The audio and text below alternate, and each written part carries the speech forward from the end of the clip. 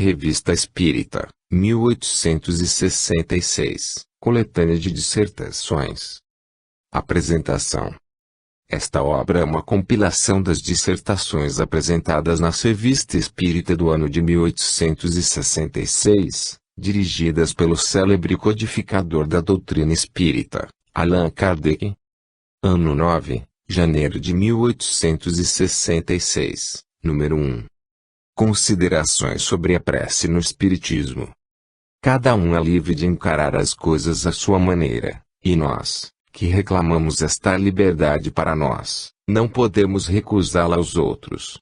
Mas, do fato de uma opinião ser livre, não se segue que não se possa discuti-la, examinar o lado forte e o fraco, pesar suas vantagens e inconveniências.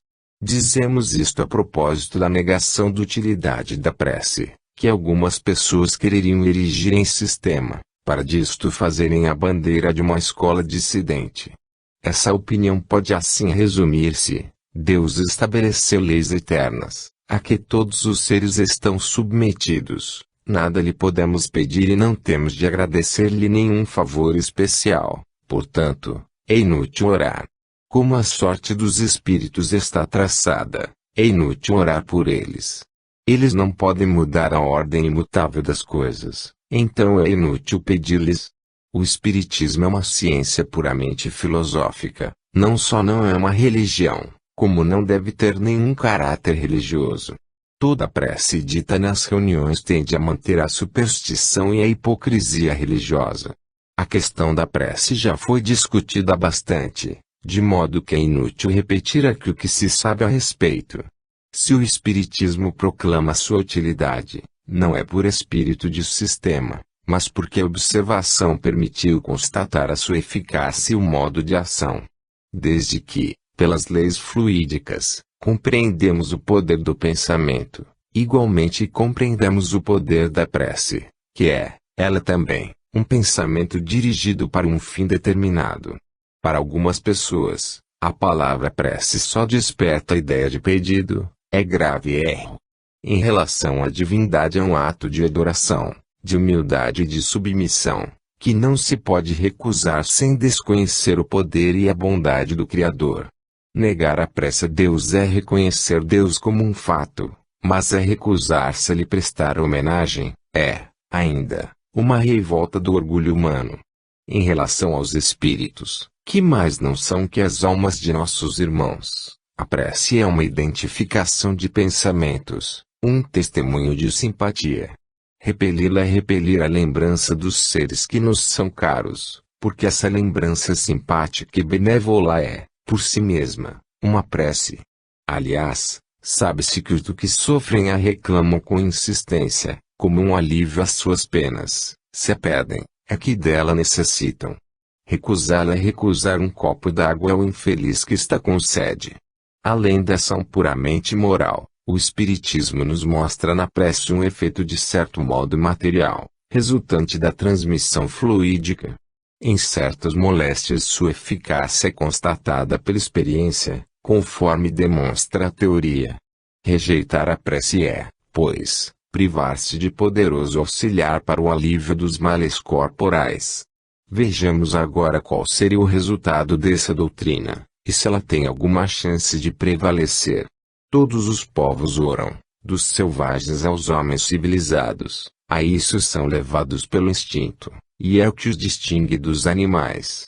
Sem dúvida oram de maneira mais ou menos racional, mas, enfim, oram. Os que, por ignorância ou presunção, não praticam a prece, formam no mundo insignificante minoria. A prece é, pois, uma necessidade universal, independente das seitas e das nacionalidades. Depois da prece, se estávamos fracos, sentimos-nos mais fortes, se tristes, sentimos-nos mais consolados. Abolir a prece é privar o homem de seu mais poderoso apoio moral na adversidade. Pela prece ele eleva sua alma, entra em comunhão com Deus, identifica-se com o mundo espiritual, desmaterializa-se, condição essencial de sua felicidade futura. Sem a prece, seus pensamentos ficam na terra, Ligam-se cada vez mais às coisas materiais. Daí um atraso no seu adiantamento. Contestando um dogma, não nos pomos em oposição com a seita que o professa, negando a eficácia da prece, ferimos o sentimento íntimo da quase unanimidade dos homens. O Espiritismo deve às numerosas simpatias que encontra às aspirações do coração, e nas quais as consolações auridas na prece entram com a larga parte. Uma seita que se fundasse sobre a negação da prece, privar-se-ia do principal elemento de sucesso, a simpatia geral, porque, em vez de aquecer a alma, ela congelaria, ao invés de a elevar, ela rebaixaria. Se o Espiritismo deve ganhar em influência, é aumentado a soma de satisfações que proporciona. Aqueles que querem o novo no Espiritismo, seja a que preço for, para ligar seu nome a uma bandeira, que se esforcem para dar mais que ele, mas não é dando menos que o suplantarão. A árvore despojada de seus frutos saborosos e nutritivos será sempre menos atraente que a que deles está repleta. É em virtude do mesmo princípio que sempre temos dito aos adversários do Espiritismo, o único meio de o matar é dar algo de melhor, de mais consolador, que explique mais e mais satisfaça. É o que ninguém ainda fez. Pode-se, pois, considerar a rejeição da prece, por parte de alguns crentes nas manifestações espíritas, como uma opinião isolada que pode ligar algumas individualidades, mas que jamais ligará a maioria. Seria erro imputar tal doutrina ao Espiritismo, pois ele ensina exatamente o contrário. Nas reuniões espíritas, a prece predispõe ao recolhimento, à gravidade, condição indispensável, como se sabe, para as comunicações sérias. Significa dizer que devem ser transformadas em assembleias religiosas. Absolutamente. O sentimento religioso não é sinônimo de sectário de uma religião. Deve-se mesmo evitar o que poderia dar às reuniões este último caráter. É com esse objetivo que temos desaprovado constantemente as preces e os símbolos litúrgicos de um culto qualquer. Não se deve esquecer que o Espiritismo tem em vista a aproximação das diversas comunhões. Já não é raro ver nessas reuniões confraternizarem representantes de diferentes cultos, razão por que nenhum deve arrogar-se a supremacia. Que cada um em particular ore como entender, é um direito de consciência, mas numa assembleia fundada sobre o princípio da caridade, deve-se abster de tudo quanto pudesse ferir as susceptibilidades e contribuísse para manter um antagonismo que, ao contrário, é preciso esforçar-se para fazer desaparecer. Preces especiais no Espiritismo não constituem um culto distinto, desde que não sejam impostas e cada um seja livre de dizer as que lhe convém, mas elas têm a vantagem de servir para todos e não chocar ninguém. O mesmo princípio de tolerância e respeito pelas convicções alheias nos leva a dizer que toda pessoa razoável, que uma circunstância conduz ao templo de um culto de cujas crenças não partilha, deve abster-se de todo sinal exterior que pudesse escandalizar os assistentes, que ela deve, em caso de necessidade, sacrificar aos usos de pura forma, que em nada podem comprometer sua consciência. Que Deus seja adorado no templo de uma maneira mais ou menos lógica, isto não é motivo para escandalizar os que acham boa essa maneira. Dissemos que o Espiritismo, dando ao homem uma certa soma de satisfações e provando um certo número de verdades, não poderia ser substituído senão por alguma coisa que desse mais e provasse mais que ele. Vejamos se isto é possível. O que dá autoridade à doutrina é o fato de seus princípios não resultarem de uma ideia preconcebida ou de uma opinião pessoal. Todos, sem exceção, resultam da observação dos fatos. Só pelos fatos é que o Espiritismo chegou a conhecer a situação e as atribuições dos espíritos, assim como as leis, ou melhor, uma parte das leis que regem suas relações com o mundo visível. Isto é um ponto capital. Continuando a nos apoiar na observação, fazemos filosofia experimental e não especulativa. Para combater as teorias do Espiritismo, não basta, pois, dizer que são falsas, é preciso opor-lhe fatos, cuja solução ele fosse impotente para dar. E mesmo neste caso ele se manterá sempre no nível, porque será contrário à sua essência obstinar-se numa ideia falsa, e sempre se esforçará por preencher as lacunas que possam apresentar-se, pois não tem a pretensão de ter chegado ao apogeu da verdade absoluta. Esta maneira de encarar o espiritismo não é nova, pode-se vê-la em todos os tempos, formulada em nossas obras. Desde que o espiritismo não se declare estacionário nem imutável, assimilará todas as verdades que forem demonstradas, venham de onde vierem, ainda que de seus antagonistas, e jamais ficará na retaguarda do progresso real. Assimilará essas verdades, dizemos, mas apenas quando forem claramente demonstradas, e não porque agradaria alguém dá-las como tais, quer por seus desejos pessoais, quer como produto de sua imaginação. Estabelecido este ponto, o espiritismo apenas perderia se deixasse distanciar de uma doutrina que desse mais que ele, nada teria a temer das que dessem menos e restringissem o que constitui sua força e sua principal atração. Se o espiritismo ainda não disse tudo, há, não obstante, uma certa soma de verdades adquiridas pela observação e que constituem a opinião da imensa maioria dos adeptos, e se essas verdades hoje passaram o estado de fé, para nos servirmos de uma expressão empregada ironicamente por alguns, não foi por nós, nem por ninguém, nem mesmo por nossos espíritos instrutores que assim foram postas e, menos ainda, impostas, mas pela adesão de todo o mundo, pois cada um é livre de as constatar. Se, pois, se formasse uma seita em oposição às ideias consagradas pela experiência e geralmente admitidas em princípio, não poderia conquistar as simpatias da maioria, cujas convicções chocasse. Sua existência efêmera extinguir-se-ia com seu fundador, talvez mesmo antes ou, pelo menos, com os poucos adeptos que tivesse podido reunir. Suponhamos o espiritismo dividido em 20 seitas, a que tiver a supremacia e mais vitalidade será naturalmente a que dará maior soma de satisfações morais, que encherá o maior número de vazios da alma, que se fundará nas provas mais positivas, e que melhor se porá em uníssono com a opinião geral. Ora, tomando como ponto de partida todos esses princípios na observação dos fatos, o espiritismo não pode ser derrubado por uma teoria, mantendo-se constantemente no nível das ideias progressistas, não poderá ser ultrapassado, apoiando-se no sentimento da maioria, satisfaz as aspirações do maior números, fundado sobre essas bases, é imperecível, porque aí está a sua força. Aí também está a causa do insucesso das tentativas feitas para lhe interporem obstáculos. No caso do espiritismo há ideias profundamente antipáticas à opinião geral e estas repele instintivamente. Construir sobre tais ideias, como ponto de apoio, um edifício ou esperanças quaisquer, é pendurar-se desastradamente em galhos podres. Eis a que estão reduzidos os que, não tendo podido derrubar o espiritismo pela força, tentam derrubá-lo por si mesmo.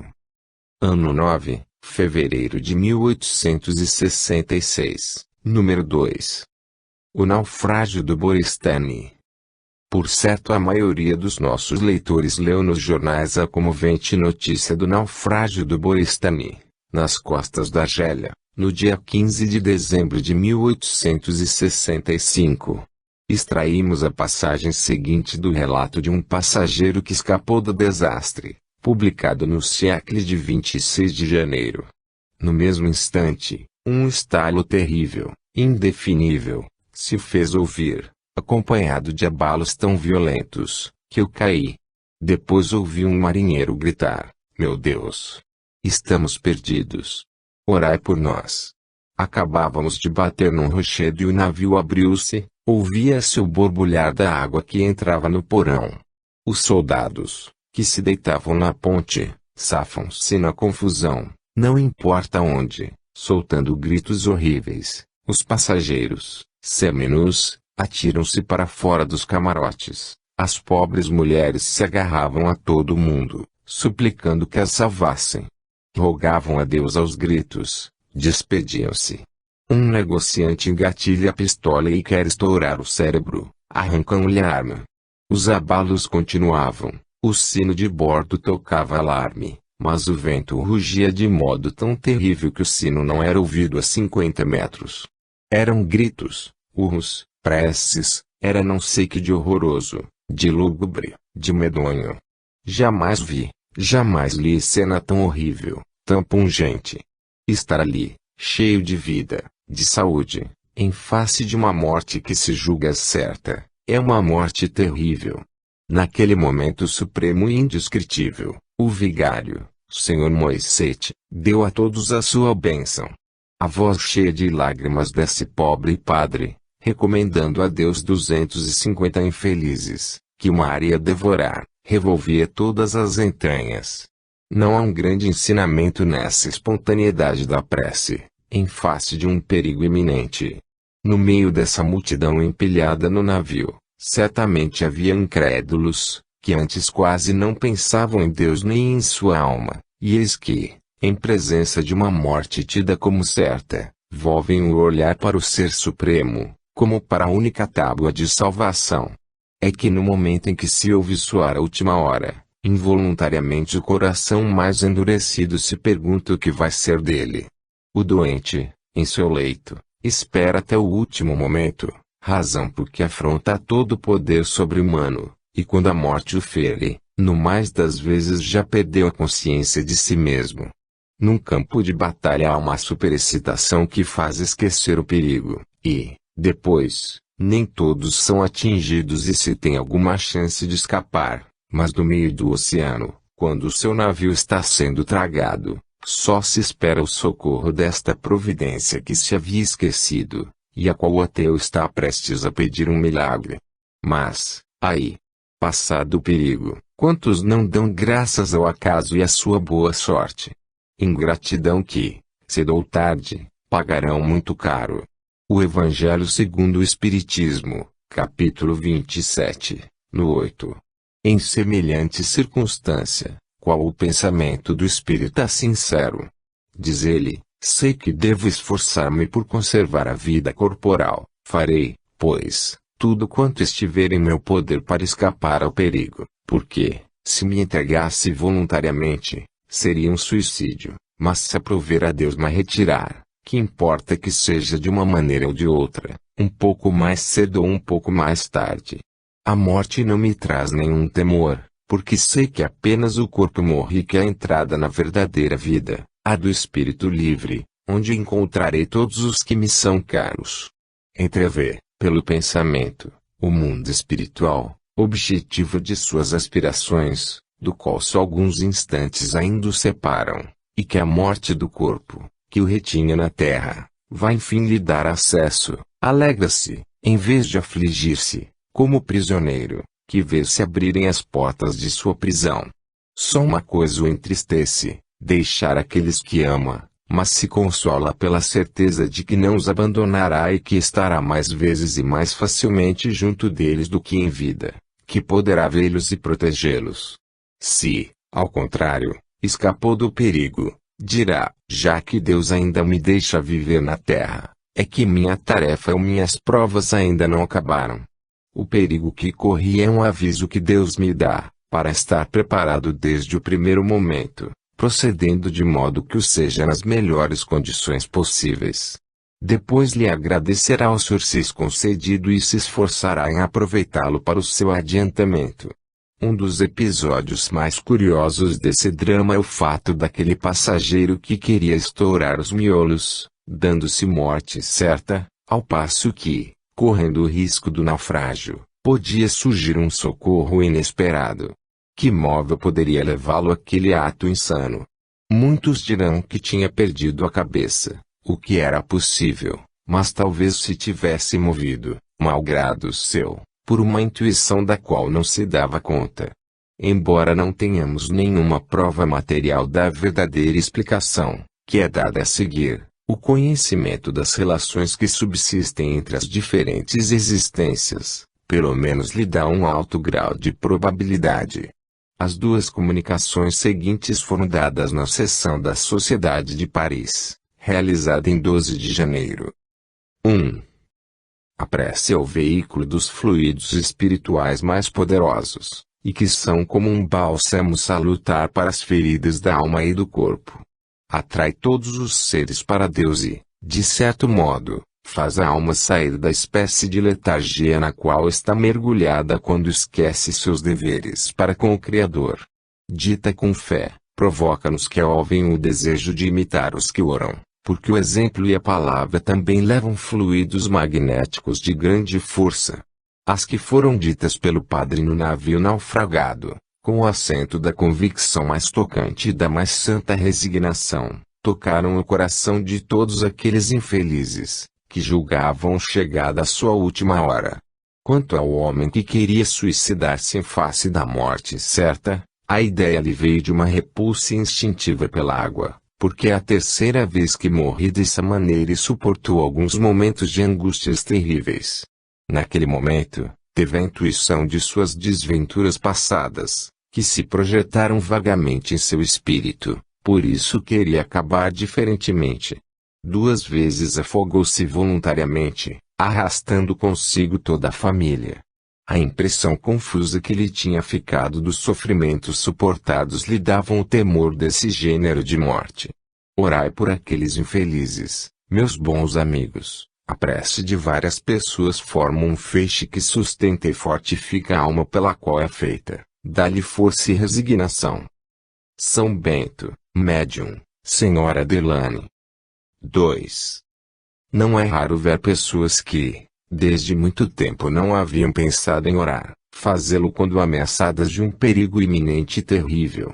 De onde, então, pode vir essa propensão instintiva a aproximar-se de Deus nos momentos críticos? Do mesmo pendor que nos leva a nos aproximar de alguém que sabemos poder defender-nos, quando estamos em grande perigo. Então as doces crenças dos primeiros anos, as sábias instruções, os piedosos conselhos dos pais vêm como um sonho à memória desses homens vacilantes que, pouco antes, achavam Deus muito longe deles, ou negavam a utilidade de sua existência. Esses espíritos fortes, tornados pusilânimes, sentem tanto mais as angústias da morte quanto mais tempo ficaram sem acreditar em nada. Pensavam não ter necessidade de Deus e se podiam bastar. Deus, para lhes fazer sentir a utilidade de sua existência, permitiu que fossem expostos a um fim terrível, sem esperança de serem ajudados por nenhum socorro humano. Então se lembram que outrora oraram, e que a prece dissipa as tristezas, faz suportar os sofrimentos com coragem e suaviza os últimos momentos do agonizante. Tudo isto aparece a esse homem em perigo. Tudo isto incita a orar novamente aquele a quem orou na infância. Então se submete e ora a Deus do mais íntimo do coração, com uma fé viva que toca as raias do desespero, para lhe perdoar seus desvarios passados. Nessa hora suprema já não pensa em todas as vãs dissertações sobre a existência de Deus, pois não mais duvida. Nesse momento crê e aí está uma prova de que a prece é uma necessidade da alma, que, se não tivesse resultado, pelo menos a aliviaria e, por isso mesmo, deveria ser repetida mais vezes, mas, felizmente, tem uma ação mais positiva e é reconhecido, como vos foi demonstrado, que a prece tem para todos uma imensa utilidade, tanto para os que a fazem, quanto para aqueles aos quais se aplica. O que eu disse só é verdadeiro para o maior número. Porque, alguns não recuperam a fé na hora extrema, que, com o vazio na alma, pensam que vão abismar-se no nada e, por uma espécie de frenesi, eles próprios querem precipitar-se.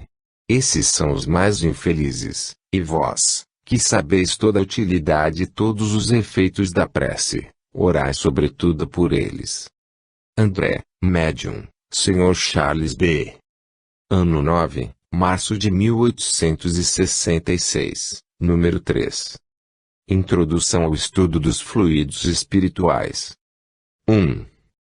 Os fluidos espirituais representam um importante papel em todos os fenômenos espíritas, ou melhor, são o princípio mesmo desses fenômenos. Até agora nos limitamos a dizer que tal efeito resultava de uma ação fluídica, Mas esse dado geral, suficiente no início, deixa de o ser quando se quer pesquisar os detalhes. Sabiamente os espíritos limitaram seu ensinamento no princípio. Mais tarde, chamaram atenção para a grave questão dos fluidos, e não foi num centro único que abordaram, mas praticamente em todos eles. Mas os espíritos não nos vêm trazer esta ciência, como nenhuma outra, já pronta. Eles nos põem no caminho e nos fornecem os materiais, cabendo a nós estudá-los, observá-los, analisá-los, coordená-los e deles nos servirmos. Foi o que fizeram para a constituição da doutrina e agiram da mesma forma em relação aos fluidos. É do nosso conhecimento que em milhares de locais diversos eles esboçaram seu estudo. Em toda parte encontramos alguns fatos, algumas explicações, uma teoria parcial, uma ideia, mas em parte alguma um trabalho completo de conjunto. Por que isto? Impossibilidade da parte deles? Não, certamente, pois o que teriam podido fazer como homens, com mais forte razão poderão como espíritos. Mas, como dissemos, é porque eles não vêm de modo algum nos libertar do trabalho da inteligência, sem o qual nossas forças, ficando inativas, se estilariam, acharíamos mais cômodo que eles trabalhassem por nós. Assim, o trabalho foi deixado ao homem, mas sendo limitados a sua inteligência, a sua vida e o seu tempo, a nenhum é dado elaborar tudo o que é necessário para a constituição de uma ciência. Eis porque não há uma só que seja, em todas as suas peças, obra de um só homem, nenhuma descoberta que o seu primeiro inventor tenha levado à perfeição. A cada edifício intelectual, vários homens e várias gerações trouxeram seu contingente de pesquisas e de observações. Dá-se o mesmo com a questão que nos ocupa, cujas diversas partes foram tratadas separadamente, depois coligidas num corpo metódico, quando puderam ser reunidos materiais suficientes. Esta parte da ciência espírita mostra desde já que não é uma concepção sistemática individual, de um homem ou de um espírito, mas o produto de múltiplas observações, que tiram sua autoridade da concordância existente entre elas. Pelo motivo que acabamos de exprimir, não poderíamos pretender que esta seja a última palavra. Como temos dito, os espíritos graduam seus ensinos e os proporcionam a soma e a maturidade das ideias adquiridas. Assim, não se poderia duvidar que, mais tarde, eles pusessem novas observações no caminho, mas desde já elementos suficientes para formar um corpo que, posteriormente de modo gradual, será completado. O encadeamento dos fatos nos obriga a tomar nosso ponto de partida de mais alto, a fim de proceder do conhecido para o desconhecido. 2. Tudo se liga na obra da criação. Outrora se consideravam os três reinos como inteiramente independentes entre si, e teriam rido de quem pretendesse encontrar uma correlação entre o mineral e o vegetal, entre o vegetal e o animal. Uma observação atenta fez desaparecer a solução de continuidade, provando que todos os corpos formam uma cadeia ininterrupta, de tal sorte que os três reinos não subsistem, na realidade, senão pelos caracteres gerais mais marcantes, mas nos seus limites respectivos eles se confundem, a ponto de se hesitar em saber onde termina um e começa o outro, e em qual deles certos seres devem ser colocados. Tais são, por exemplo, os zoófitos, ou animais plantas, assim chamados porque contêm, ao mesmo tempo, elementos do animal e da planta. Acontece a mesma coisa no que concerne à composição dos corpos. Durante muito tempo os quatro elementos serviram de base às ciências naturais, caíram diante das descobertas da química moderna, que reconheceu um número indeterminado de corpos simples. A química nos mostra todos os corpos da natureza formados desses elementos combinados em diversas proporções. É da infinita variedade dessas combinações que nascem as inumeráveis propriedades dos diferentes corpos. É assim, por exemplo, que uma molécula de gás oxigênio e duas de gás hidrogênio, combinadas, formam a água. Na sua transformação em água, o oxigênio e o hidrogênio perdem suas qualidades próprias. Propriamente falando, não há mais oxigênio, nem hidrogênio, mas água. Decompondo a água, encontram-se novamente os dois gases, nas mesmas proporções. Se, em vez de uma molécula de oxigênio, houver duas, isto é, duas de cada gás, não será mais água, mas um líquido muito corrosivo. Bastou, pois, uma simples mudança na proporção de um dos elementos para transformar uma substância salutar numa substância venenosa. Por uma operação inversa, se os elementos de uma substância deletéria, o arsênico, por exemplo, forem simplesmente combinados em outras proporções, sem adição ou supressão de nenhuma outra substância, ela se tornará inofensiva, ou mesmo salutar. Há mais, várias moléculas reunidas, de um mesmo elemento, gozarão de propriedades diferentes, conforme o modo de agregação e as condições do meio em que se encontram. O ozônio, recentemente descoberto no ar atmosférico, é um exemplo. Reconheceu-se que essa substância a mais não é que o oxigênio, um dos principais constituintes do ar, num estado particular que lhe dá propriedades distintas do oxigênio propriamente dito.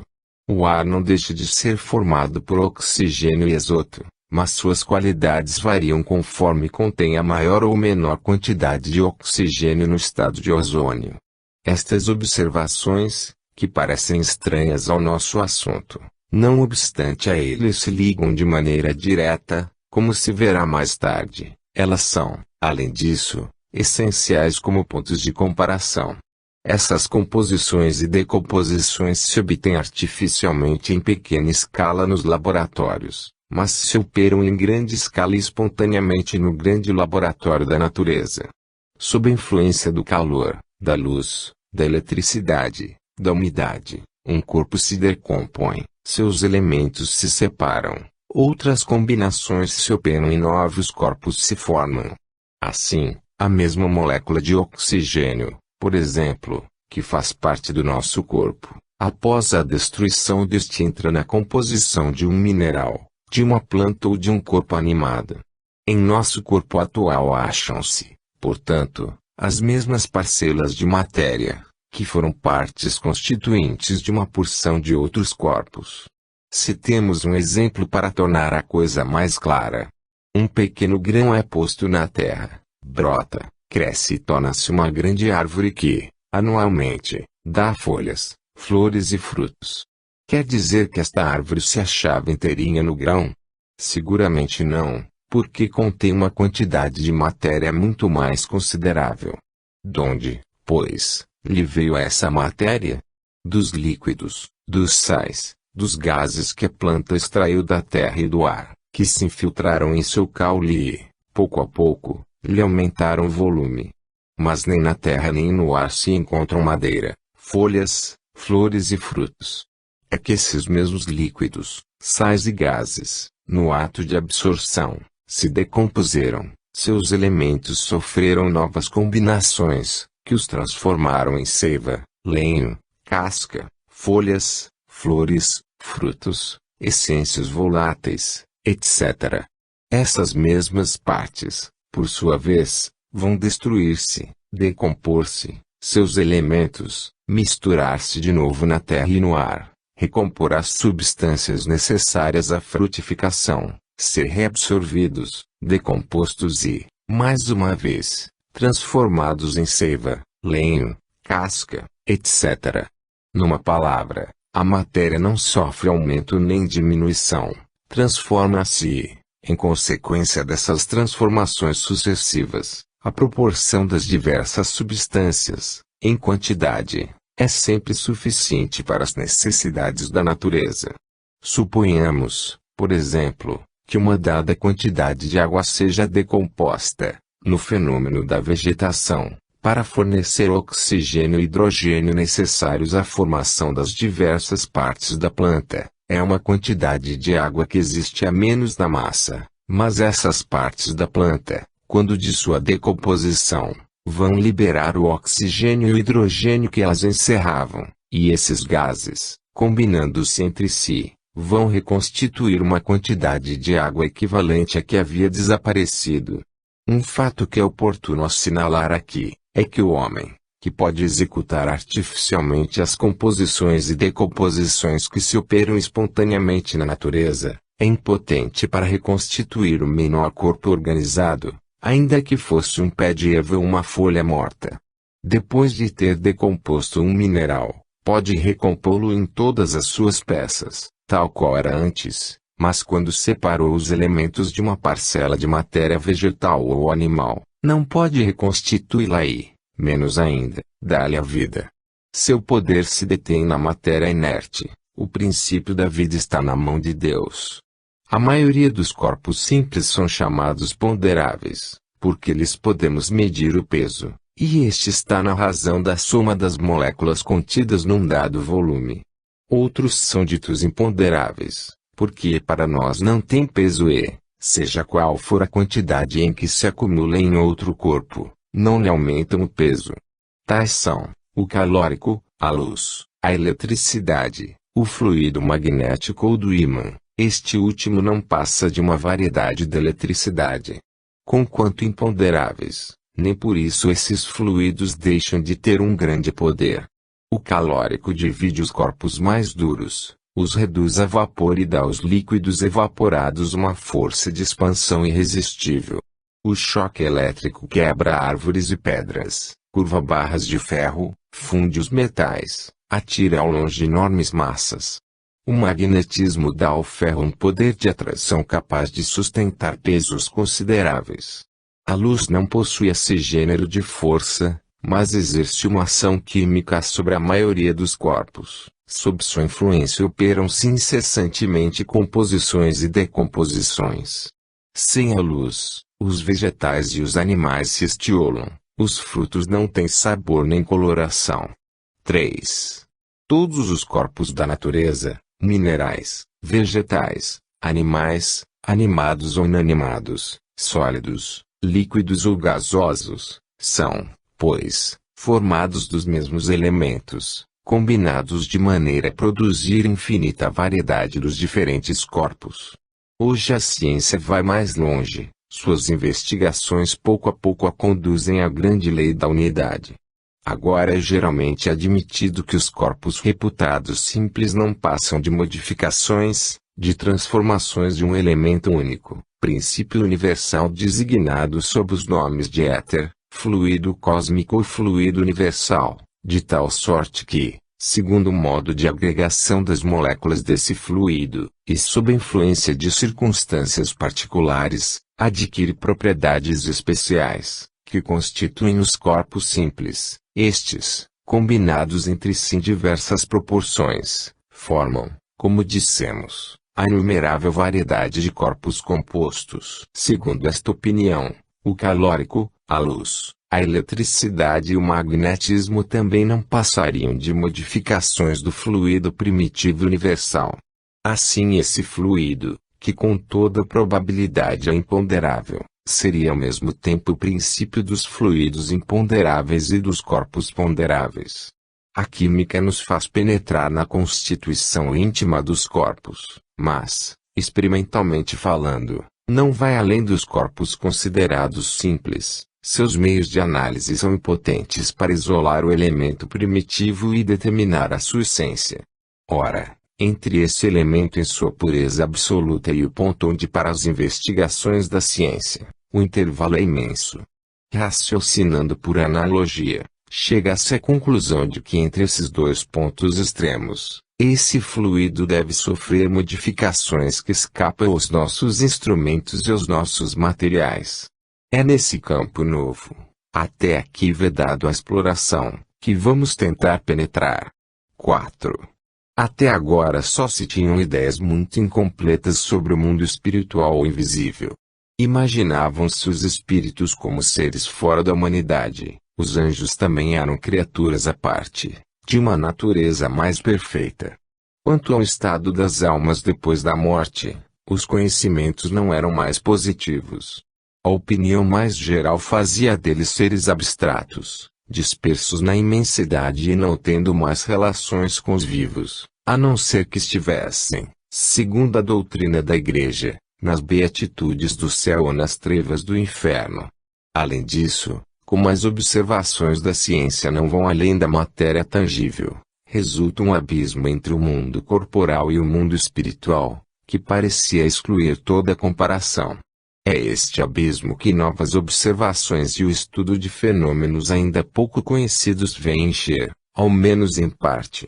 O Espiritismo nos ensina, de saída, que os espíritos são as almas dos homens que viveram na Terra, que progridem incessantemente, e que os anjos são essas mesmas almas ou espíritos chegados a um estado de perfeição que os aproxima da divindade. Em segundo lugar, ensina-nos que as almas passam alternadamente do estado de encarnação ao de erraticidade, que neste último estado elas constituem a população invisível do globo, ao qual ficam ligadas até que tenham adquirido o desenvolvimento intelectual e moral que comporta a natureza deste globo, depois do que o deixam, passando a um mundo mais adiantado. Pela morte do corpo, a humanidade corporal fornece almas ou espíritos ao mundo espiritual. Pelos nascimentos, o mundo espiritual alimenta o mundo corporal. Há, pois, transmutação incessante de um no outro. Esta relação constante os torna solidários, pois são os mesmos seres que entram no nosso mundo e que dele saem alternadamente. Eis um primeiro traço de união, um ponto de contato, que já diminui a distância que parecia separar o mundo visível do mundo invisível. A natureza íntima da alma, isto é, do princípio inteligente, fonte do pensamento, escapa completamente às nossas investigações, mas agora se sabe que a alma é revestida de um envoltório ou corpo fluídico, que dela faz, depois da morte do corpo material, como antes, um ser distinto, circunscrito e individual. A alma é o princípio espiritual considerado isoladamente, é a força atuante e pensante, que não podemos conceber isolada da matéria senão como uma abstração. Revestida de seu envoltório fluídico, ou perispírito, a alma constitui o ser chamado espírito, como quando está revestida do envoltório corporal, constitui o homem. Ora, se bem que no estado de espírito goze de propriedades e de faculdades especiais, não deixou de pertencer à humanidade. Os espíritos são, pois, seres semelhantes a nós, já que cada um de nós se torna espírito após a morte do corpo, e cada espírito se torna homem pelo nascimento.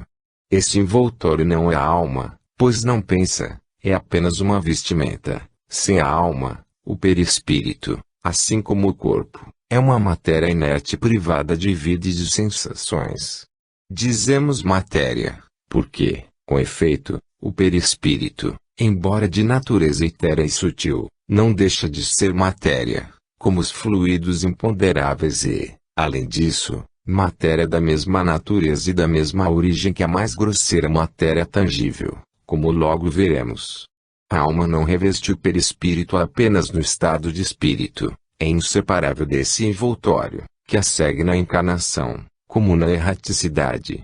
Na encarnação, é o laço que une o envoltório corporal, o intermediário com cujo auxílio age sobre os órgãos e percebe as sensações das coisas exteriores. Durante a vida, o fluido perispiritual identifica-se com o corpo, penetrando todas as suas partes. Com a morte, dele se desprende, privado da vida o corpo se dissolve, mas o perispírito, sempre unido à alma, isto é, ao princípio vivificante, não perece. Apenas a alma, em vez de dois envoltórios, conserva apenas um, o mais leve, o que está mais em harmonia com seu estado espiritual. Embora esses princípios sejam elementares para os espíritas, era útil lembrá-los para a compreensão das explicações subsequentes e a ligação das ideias. 5. Algumas pessoas contestaram a utilidade do envoltório perispiritual da alma e, em consequência, a sua existência. A alma, dizem, não precisa de intermediário para agir sobre o corpo, e, uma vez separada do corpo, é um acessório supérfluo.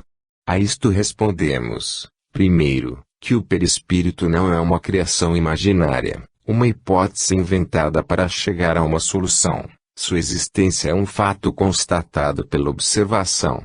Quanto à sua utilidade, quer durante a vida, quer depois da morte, é preciso admitir que, desde que existe, é que serve para alguma coisa. Os que lhe contestam a utilidade são como um indivíduo que, não compreendendo as funções de certas engrenagens num mecanismo, concluíssem que só servem para complicar desnecessariamente a máquina. Não vê que se a menor peça fosse suprimida, tudo seria desorganizado. Quantas coisas, no grande mecanismo da natureza, parecem inúteis aos olhos do ignorante e, mesmo, de certos cientistas, que de boa fé acreditam que se tivessem sido encarregados da construção do universo, o teriam feito melhor. O perispírito é uma das engrenagens mais importantes da economia. A ciência observou em alguns de seus efeitos e, sucessivamente, tem sido designado sob o nome de fluido vital, fluido em fluxo nervoso, fluido magnético, eletricidade animal, etc., sem se dar conta precisa de sua natureza, de suas propriedades e, ainda menos, de sua origem. Como envoltório do espírito após a morte, foi suspeitado desde a mais alta antiguidade. Todas as teogonias atribuem aos seres do mundo invisível um corpo fluídico. São Paulo diz em termos precisos que renascemos com um corpo espiritual. Primeira Epístola aos Coríntios, 15:35 a 44:50.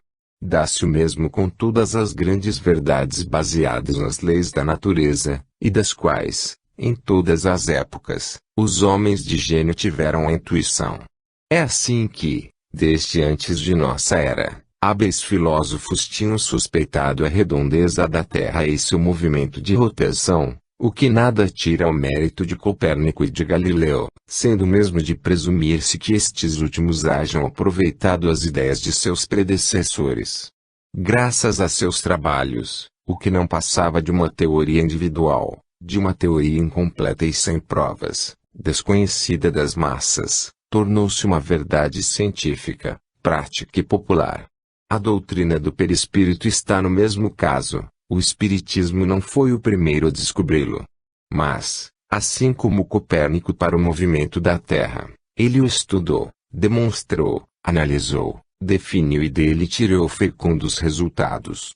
Sem os estudos modernos mais completos, esta grande verdade, como muitas outras, ainda estaria no estado de letra morta. 6. O perispírito é o traço de união que liga o mundo espiritual ao mundo corporal. O espiritismo nos mostra em relação tão íntima e tão constante, que de um ao outro a transição é quase insensível. Ora, assim como na natureza o reino vegetal se liga ao reino animal por seres semi-vegetais e semi-animais, o estado corporal se liga ao estado espiritual não só pelo princípio inteligente, que é o mesmo, mas ainda pelo envoltório fluídico, ao mesmo tempo semi-material e semi-espiritual, desse mesmo princípio. Durante a vida terrena, o ser corporal e o ser espiritual estão confundidos e agem em acordo. A morte do corpo apenas os separa. A ligação destes dois estados é tal, e eles reagem um sobre o outro com tanta força, que dia virá em que será reconhecido que o estudo da história natural do homem não poderia ser completo sem o estudo do envoltório perispiritual, isto é, sem pôr um pé no domínio do mundo invisível. Esse paralelo é ainda maior quando se observa a origem, a natureza, a formação e as propriedades do perispírito, observação que decorre naturalmente do estudo dos fluidos. 7.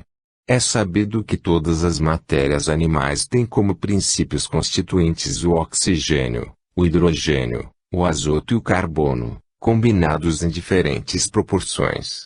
Ora, como dissemos, esses mesmos corpos simples têm um princípio único, que é o fluido cósmico universal.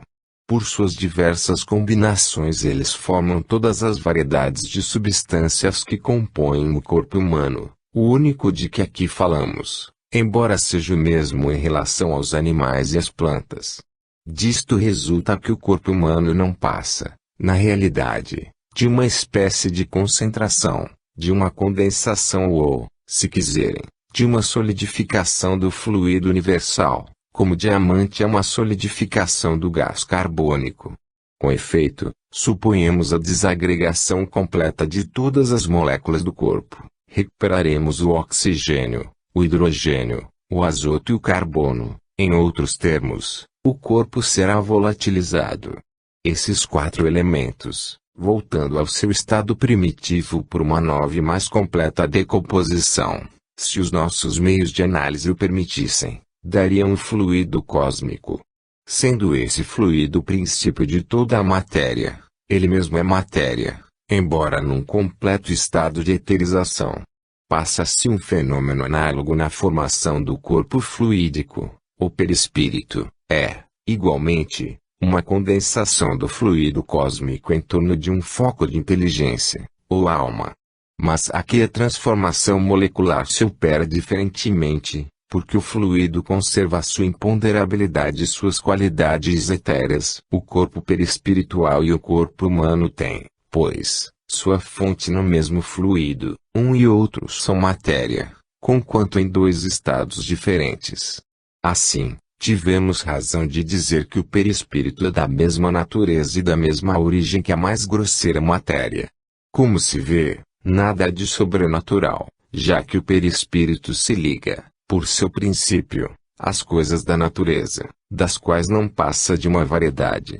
Sendo o fluido universal o princípio de todos os corpos da natureza, animados e inanimados e, por conseguinte, da terra, das pedras, razão tinha Moisés quando disse: Deus formou o corpo do homem do limo da terra. Isto não quer dizer que Deus tomou terra, petrificou-a e com ela modelou o corpo do homem, como se modela uma estátua com argila e como acreditaram os que tomam as palavras bíblicas ao pé da letra, mas, sim, que o corpo era formado dos mesmos princípios ou elementos que o limo da terra. Moisés acrescenta: e lhe deu uma alma vivente, feita à sua semelhança. Ele faz, assim, uma distinção entre a alma e o corpo, indica que ela é de natureza diferente, que não é matéria, mas espiritual e material como Deus. Diz, uma alma vivente, para especificar que nela só está o princípio da vida, ao passo que o corpo, formado da matéria, por si mesmo não vive. Estas palavras, a sua semelhança, implicam uma similitude e não uma identidade. Se Moisés houvesse considerado a alma como uma porção da divindade, teria dito: Deus o anima dando-lhe uma alma tirada de sua própria substância, como disse que o corpo tinha sido tirado da terra. Estas reflexões são uma resposta às pessoas que acusam o espiritismo de materializar a alma, porque lhe dá um envoltório semimaterial. 8. No estado normal, o perispírito é invisível aos nossos olhos e impalpável ao nosso tato, como são uma infinidade de fluidos e de gases. Entretanto, a invisibilidade, a impalpabilidade, e mesmo a imponderabilidade do fluido perispiritual não são absolutas. É por isso que dizemos no estado normal. Em certos casos é possível que ele sofra uma condensação maior, ou uma modificação molecular de natureza especial, que o torna momentaneamente visível ou tangível. É assim que se produzem as aparições. Sem que haja aparição, muitas pessoas sentem a impressão fluídica dos espíritos pela sensação do tato, o que é indício de uma natureza material. Seja qual for a maneira pela qual se opera a modificação atômica do fluido, não há coesão como nos corpos materiais. A aparência se forma e se dissipa instantaneamente, o que explica as aparições e as desaparições súbitas. Sendo as aparições o produto de um fluido material invisível, tornado visível em consequência de uma mudança momentânea na sua constituição molecular, não são mais sobrenaturais do que os vapores que, de modo alternado, fazem-se visíveis ou invisíveis pela condensação ou pela rarefação. Citamos o vapor como ponto de comparação, sem pretender que haja similitude de causa e efeito. 9. Algumas pessoas criticaram a qualificação de semimaterial dada ao perispírito, dizendo que uma coisa é matéria ou não é. Admitindo que a expressão seja imprópria, seria preciso recorrer a ela, em falta de um termo especial para exprimir esse estado particular da matéria. Se existisse o mais apropriado à coisa, os críticos deveriam tê-lo indicado. Filosoficamente falando, e por sua essência íntima, o perispírito é matéria, como acabamos de ver, ninguém poderia contestá-lo. Mas não tem as propriedades da matéria tangível, tal como se a concebe vulgarmente, não pode ser submetido à análise química, porquanto, embora tenha o mesmo princípio que a carne e o mármore, na realidade nem é carne nem mármore. Por sua natureza etérea, pertence, ao mesmo tempo, à materialidade por sua substância, e à espiritualidade por sua impalpabilidade, de sorte que o vocábulo semimaterial não é mais ridículo que semiduplo e tantos outros, porque também se pode dizer que uma coisa é dupla ou não é. 10.